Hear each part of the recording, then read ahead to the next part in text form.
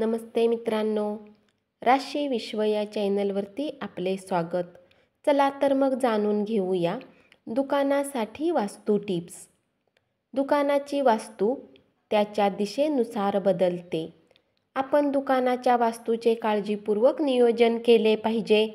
वेगवेगळ्या दिशांना तोंड देणाऱ्या दुकानांसाठी वास्तूनुसार या गोष्टी पाळल्या पाहिजेत.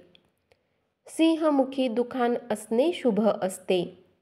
गोमुखी दुकानाचा लेआउट म्हणजे जेथे दुकानाची रुंदी प्रवेशद्वाराजवळ लहान आणि मागील बाजूस रुंद असते, त्याच वेळी दुकानाचे प्रवेशद्वार मोठे आणि रुंद असावे आणि मागील बाजू अरुंद असावी.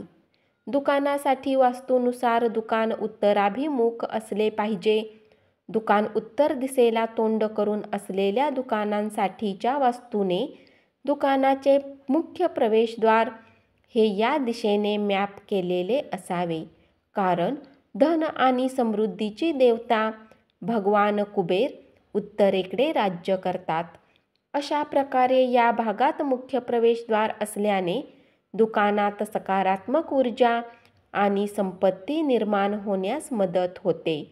याशिवाय दुकानातील कॅश बॉक्सही उत्तरेकडे तोंड करून खुला असावा.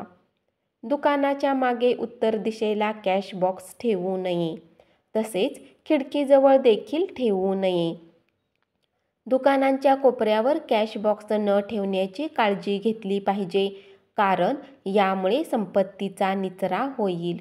व्यावसायिक क्षेत्रात समृद्धी आणि सकारात्मकतेसाठी दुकानाच्या टिपांसाठी या सामान्य वस्तूचे पालन केले पाहिजे. दुकान सजवण्यासाठी लहान रोपे वापरली जाऊ शकतात, जी आनंददायी मानली जातात आणि सकारात्मक ऊर्जा देतात.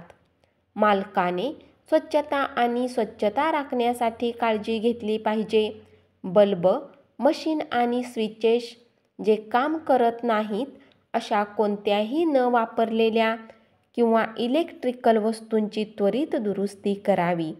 दुकानांसाठी वास्तुशास्त्र हे सांगते की दुकानांना उंबरठा नसावा, तसेच दुकानासमोर खाली उतारही नसावा, कारण यामुळे अशुभ ऊर्जा मिळते.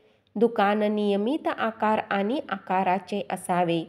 अनियमित दुकानामुळे दुकानात बरीच नकारात्मकता आणि नुकसान होते.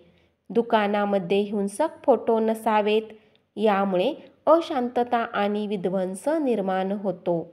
दुकानात सोनेरी मासे असलेले मत्स्यालय ठेवावे आणि ते उत्तर किंवा पूर्व दिशेला असावे. दुकान शटरला गंज लागल्यास लगेच पेंट करून तेल लावावे.